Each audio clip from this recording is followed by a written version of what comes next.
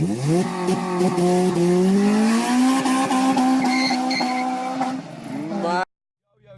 what is going on, guys? Is of course your boy Pratstat bringing you another video today. And today's video, traffic is a joke. Right guys, so today's video is kind of an answer to a question I get asked a lot, not just by the YouTube community, but by people in and around my area as well. And that is, how do I insure a Honda Civic EP3 Type R at the age of 21? Not 21 now, but at the time that I bought the car and insured it, I was. And people know that these cars have a very high insurance group. I think it's like 33 or 34. And that's probably because the amount they get written off, and they are kind of aimed stereotypically more towards the younger lad. So that's probably why the insurance is as stupid as they are on these cars. But guys, I thought, you know, for people out there who want a Honda Civic Type R, but they're a bit scared off by the insurance price, because when I came to insure it, one of the prices I got was just under £5,000, and that was with 2 years no claims. I was 21, didn't have any, you know, convictions or any motor, I can't know what they call it, motor convictions, you know, no points on my licence. I had a clean licence, but it was still coming up to just under £5,000. So I thought, why don't I give you guys some tips on how to bring that down, because I managed to bring that down in my first year from just under 5,000 to just above 3,000. Yeah, I know it's still a lot of money, but I was willing to pay it for this car. But still, nonetheless, I did manage to bring it down around £1,500 just from changing little things. So I'm going to give you guys some tips on how you guys could do that if you're looking, maybe not just a Honda Civic Type R, but for other cars as well. Right then guys, so number one, always go to comparison websites. That's definitely hands down one of the easiest ways to do it. Don't just go to one and think that you're going to find everything you need to find. There is more than one comparison website out there. Obviously you've got Compare the Market, Money Supermarket. You know, they're the obvious ones. There are others as well. They're the two I mainly use. There is another one, Be Wiser. However, I went on that one and I wasn't a fan because a lot of the ones that come up were very expensive. I'm talking double the money of what I was looking at originally. I was looking at £9,000 and things like that. Tip number two, guys, when you do find one, don't be afraid to phone them up, speak to them, because I know it can be a little bit scary sometimes speaking to a person rather than doing it all on the computer. You know, if you don't really like speaking, I hate speaking on the phone, but it's something you have to do. You have to sacrifice that, because sometimes, you know, the person can kind of tell you a deal, or sometimes, you know, you have a bit of a conversation with them and they try and knock your price down a little bit, try and help you out as much as they can within their limits, obviously. Because also, guys, don't forget, it is in their best interest to try and get you to go with them, because that is more money for their company. So that's something you've always got to take into account. They can more likely help you out on the phone than what a quote will give you online. So don't be afraid to phone them up. 3, speaking of phoning companies up, there's always companies who don't appear on those sort of websites, and can definitely help you with your sort of car. You know, you've got specialists for young drivers, modified car insurers. You know, there's some out there who do like Japanese. There's some for like if you have an import car, like an Integra DC5, like I've done on the channel, then you can phone up an import company and they'll give you a specialist price for that car.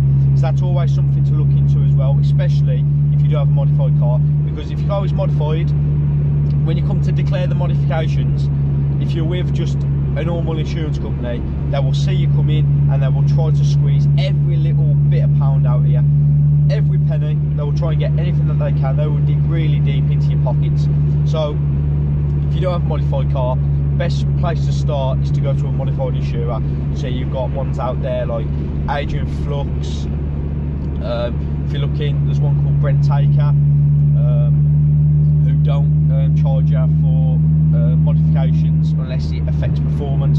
Very good company. So there are ones out there, guys, that you can phone up because they won't appear, because it's a specialist, they won't appear on the normal insurance comparison sites. So when you're doing it, you know, maybe search, go to Google, go to a search engine, search modified car insurance and see what comes up. Go onto forums, ask people what are you insured with, especially if you're on a forum for your car's dedication. So I'm on EP3 forums. Go on there, message people, ask what's the best insurance, and people will be nice to you. People will help you out and give you what they're insured with, what they've paid, knowledge, because we know a lot of insurers get a very bad reputation from the way that they treat their customers, both with prices and just customer service. So all of these things, they all add up and they all come together, and that will help you make your decision when it comes to it.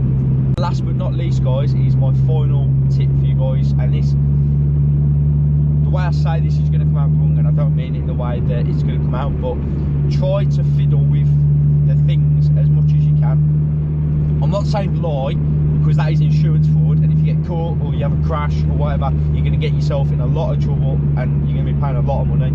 What I'm saying is, with little things like, if you do around 4,000 miles a year and you put 6, change it to 5, or you know, little things like changing it from 6,000 sometimes to like 5,995, can flick it in, but because they're obviously their quotes work under barriers sort of thing. So you know, if you change it from 6 to like 5,995, sometimes that can have a little knock-on effect and it can change the quote. Like I said, I'm not saying lie. If you're doing 6,000, don't put you're doing 4, but try and fiddle with it a little bit. And things like named drivers, some companies, if you have a named driver, will knock it down, some will add the price on. So this is what I'm saying, you need to try and change little bits and try and see what will change the quote and get you the best price. You got things like saying it's on a drive when it's not. Don't do that. I've also seen as well, if you put that you're in a garage, with some companies that will raise the premium, because they see as if somebody's trying to break into your car in your garage, then nobody can see. They're in an enclosed space, no one on the road can kind of look out the window or drive past and see. Mine, when I insured it, I took it from off the drive onto the street and it came down by £210. And obviously their mindset was that when it's on the street, if someone's trying to break in, then there's more chance of someone driving past and seeing what they're trying to play at than if they're on a drive or in a garage, like I said, in an enclosed space where they kind of hide and things. So yeah, guys, there is little things you can kind of fiddle around with. Like I said, I'm not saying lie, don't do that, but you know, maybe give yourself less leeway. If you're doing 6,000 miles, don't put you're doing 8, change it back to 6, vice versa. You know, little things like that. Excess, you know, sometimes raising your voluntary excess by an extra £200 will knock £400 off your insurance premium. There's little things you can do, so you know, fiddle around with it and see what sort of prices you can change. Like I said, I'm not saying lie, don't do that. I won't tell anyone to do that, because you will get yourselves in serious trouble if something does go wrong for whatever reason. Yeah, guys, for all the people wondering how you insured the tyre part 21, I think you've pretty much got my tips. Yeah, guys, you just got to try and do what you can do. You know, and try and get what's best for you. Phone around, speak to people. I know it's scary, but you know, you will more likely get help. So you got little things like that. But yeah, guys, I really hope that this video helps. If you are trying to insure, you know, a more bigger sized engine car, you know, more power, you want to be quicker than all your friends and whatnot. So yeah, guys, I really hope this video helped you. Like I said, thanks for all the support. If you enjoy the video, like, leave a comment, let me know what you think, tell me what you guys pay for your car insurance. And I've been Pratt Stat. Thanks for watching. Peace.